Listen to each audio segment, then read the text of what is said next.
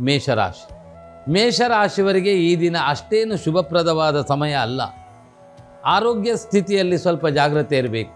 ಸ್ವಜನ ಶತ್ರುತ್ವಗಳ ಬಗ್ಗೆ ಮಾನಸಿಕ ಗೊಂದಲಗಳನ್ನು ಕಾಣುವ ಸಾಧ್ಯತೆ ಇರುತ್ತೆ. ಆರ್ಥಿಕ ಸ್ಥಿತಿಯಲ್ಲಿ ಏರಿಳಿತಗಳು ಕಾಣುವಂತಹ ಸಾಧ್ಯತೆ ಇದೆ. ದೂರ ಪ್ರಯಾಣ ಮಾಡುವ ಅವಕಾಶಗಳು ಕಾಣುವಂತಹ ಸಾಧ್ಯತೆ ಇದೆ.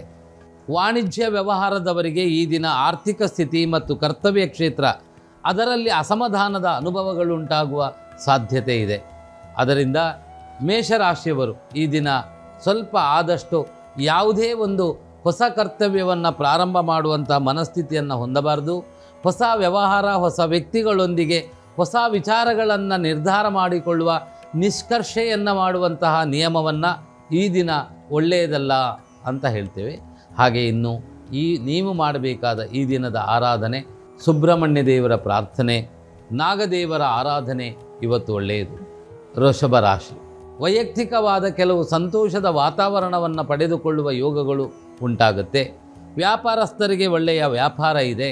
ಈ ದಿನ ಆದಾಯದಲ್ಲಿ ದ್ವಿಗುಣ ಹೊಂದುವಂತಹ ಸಾಧ್ಯತೆ ಇದ್ದರೂ ಕೆಲವೊಮ್ಮೆ ಅನಿರೀಕ್ಷಿತವಾಗಿ ಗೊಂದಲದ ವಾತಾವರಣವು ಅನುಭವಿಸುವಂತಹ ಸಾಧ್ಯತೆ ಇದೆ. ಬಹಳ ಅಮೂಲ್ಯವಾದ ವಸ್ತುವನ್ನು ಮರೆತು ಬಿಡುವಂಥದ್ದು ಅಥವಾ ಕಳೆದುಕೊಳ್ಳುವಂತಹ ಸಾಧ್ಯತೆಗಳು ಜಾಸ್ತಿಯಾಗಿ ಕಾಣುವುದರಿಂದ ಸ್ವಲ್ಪ ಎಲ್ಲ ವಿಚಾರದಲ್ಲಿಯೂ ಹೆಚ್ಚಿನ ಜವಾಬ್ದಾರಿಯನ್ನು ತಾವು ಮಾನಸಿಕವಾಗಿ ತೆಗೆದುಕೊಂಡರೆ ಒಳ್ಳೆಯ ಫಲವನ್ನು ಪಡೆದುಕೊಳ್ಳುವ ಯೋಗ ವೃಷಭ ರಾಶಿಯವರಿಗೆ ಉಂಟಾಗುತ್ತೆ. ಈ ದಿನ ವ್ಯಾಪಾರಸ್ಥರಿಗೆ ಚಿಂತೆ ಇಲ್ಲ. ಹಾಗೆಯೇ ರಾಜಕೀಯ ವ್ಯಕ್ತಿಗಳಿಗೆ ಸ್ವಲ್ಪ ಜಾಗ್ರತೆ ಮಾಡಬೇಕು. ದೇವತಾ ಆರಾಧನೆ ಯಾವುದನ್ನು ಮಾಡಬೇಕು ಅಂದರೆ ದತ್ತಾತ್ರೇಯ ದೇವರ ಪ್ರಾರ್ಥನೆಯನ್ನು ಮಾಡಿ. ಮಿಥುನ ರಾಶಿ. ಈ ರಾಶಿಯವರಾದ ನಿಮಗೆ ಈ ದಿನ ಸ್ವಲ್ಪ ಜಾಗ್ರತೆಯಾಗಿರಬೇಕಾದಂತಹ ದಿನ. ಕೆಲವು ಹೊಸ ವ್ಯಕ್ತಿಗಳ ಪರಿಚಯದಿಂದ ಕೆಲವರ ಮಾತನ್ನು ನಂಬಿ ನೀವು ಮೋಸ ಹೋಗುವ ಯೋಗಗಳು ಉಂಟಾಗ್ಬೋದು. ಒಳ್ಳೆಯವರು ಅಂತ ಬಯಸಿದ್ದು ನಿಮಗೆ ಅದು ಅಂತಿಮದ ಅನುಭವ ಕೆಟ್ಟದ್ದಾಗಬಹುದು.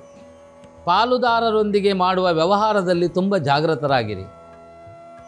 ಮಾನಸಿಕವಾದ ದುರಿತದಿಂದ ದೂರವಾಗುವಂತಹ ಪ್ರಯತ್ನಕ್ಕೆ ತಾವು ಈ ದಿನ ಮೆಡಿಟೇಷನ್, ಪ್ರಾಣಾಯಾಮ, ಯೋಗಾಸನ ಇತ್ಯಾದಿಗಳನ್ನು ಮಾಡುವುದು ಒಳ್ಳೆಯದು. ಮಿಥುನ ರಾಶಿಯವರಿಗೆ ಈ ದಿನ ವ್ಯಾಪಾರಸ್ಥರಿಗೆ ಮಧ್ಯಮ ಫಲ. ಆರ್ಥಿಕ ಸ್ಥಿತಿಯಲ್ಲಿ ಈ ದಿನ ಒಳ್ಳೆಯದಿದ್ದರೂ ಕೆಲವು ಅಸಮಾಧಾನದ ಘಟನೆ ಈ ದಿನ ಮಿಶ್ರಪ್ರದವಾದ ಫಲವನ್ನು ಪಡೆದುಕೊಳ್ಳುವ ಯೋಗ ಮಿಥುನ ರಾಶಿಯವರಿಗೆ ಅಧಿಕವಾಗಿ ಕಾಣಿಸ್ತಾ ಇದೆ. ತಾವು ಈ ದಿನ ಮಾಡಬೇಕಾದದ್ದು ದೇವತಾ ಆರಾಧನೆ, ದತ್ತಾತ್ರೇಯ ದೇವರ ಪ್ರಾರ್ಥನೆ, ದುರ್ಗಾದೇವಿಯ ಆರಾಧನೆಯನ್ನು ಮಾಡಿ. ಕರ್ಕಾಟಕ ರಾಶಿ. ಈ ರಾಶಿಯವರಾದ ತಾವು ಇವತ್ತಿನ ದಿನ ಕೆಲವು ಸಾಲದಿಂದ ಮುಕ್ತಿಯಾಗುವ ಸಾಧ್ಯತೆಗಳಿದೆ. ಭೂಮಿ, ಮನೆ, ವಾಹನದ ಬಗ್ಗೆ ಚಿಂತೆ ಮಾಡುವ ಅಥವಾ ಖರೀದಿ ಮಾಡುವ, ಪಡೆದುಕೊಳ್ಳುವಂತಹ ಚಿಂತನೆಯನ್ನು ಮಾಡುವ ಸಾಧ್ಯತೆ ಇದೆ. ಮಕ್ಕಳ ವಿಷಯದಲ್ಲಿ ಹೊಸ ತೀರ್ಮಾನಗಳನ್ನು ಕೈಗೆತ್ತಿಕೊಳ್ಳುವಂತಹ ಅಥವಾ ಬ್ಯಾಂಕು, ಸೊಸೈಟಿಯ ಲೋನು ಪಡೆದುಕೊಳ್ಳುವಂತಹ ಅವಕಾಶಗಳು ಈ ದಿನ ನಿಮ್ಮ ಪಾಲಿಗಿದೆ. ಆರ್ಥಿಕ ಸ್ಥಿತಿಯ ಪ್ರಗತಿ ಇರುತ್ತೆ. ಹಾಗೆಯೇ ಇವತ್ತು ವಾಹನ ಚಲಾಯಿಸುವವರಿಗೆ ಸ್ವಲ್ಪ ವಾಹನದ ವಿಷಯದಲ್ಲಿ ಜಾಗ್ರತೆ ಇರಬೇಕು. ಹಾಗೆ ಹಾರ್ಡ್ವೇರ್, ಕಬ್ಬಿಣಕ್ಕೆ ಸಂಬಂಧಪಟ್ಟಂತಹ ವಸ್ತುಗಳನ್ನು ವ್ಯಾಪಾರ ಮಾಡುವವರಿಗೆ ಈ ದಿನ ಸ್ವಲ್ಪ ನಷ್ಟ ಯೋಗಾದಿಗಳು ಕಾಣುವ ಲಕ್ಷಣ ಇದೆ. ಅದರಿಂದ ಒತ್ತಡಕ್ಕೆ ಒಳಪಡದೆ ಈ ದಿನ ಸಮಾಧಾನವಾಗಿ ನಿಮ್ಮ ಕರ್ತವ್ಯವನ್ನು ತಾವು ಮಾಡಿದರೆ ಬಹಳ ಒಳ್ಳೆಯದು. ತಾವು ಮಾಡಬೇಕಾದ ಈ ದಿನದ ದೈವಿಕ ಆರಾಧನೆ ಗುರುದೇವರ ಆರಾಧನೆ ಮಾಡಿ. ಶನಿದೇವರಿಗೆ ಪ್ರಾರ್ಥನೆಯನ್ನು ಮಾಡಿ. ಸಿಂಹರಾಶಿ. ಈ ರಾಶಿಯವರಾದ ನಿಮಗೆ ಈ ದಿನ ಮಕ್ಕಳ ಬಗ್ಗೆ ಕೆಲವು ಚಿಂತೆಗಳು ಕಾಣುವ ಸಾಧ್ಯತೆ ಇದೆ. ವ್ಯಾಪಾರದಲ್ಲಿ ಏರಿಳಿತ, ವ್ಯಾಪಾರಸ್ಥರಿಗೆ ಏರಿಳಿತ ಆದಾಯಗಳಿರುತ್ತೆ.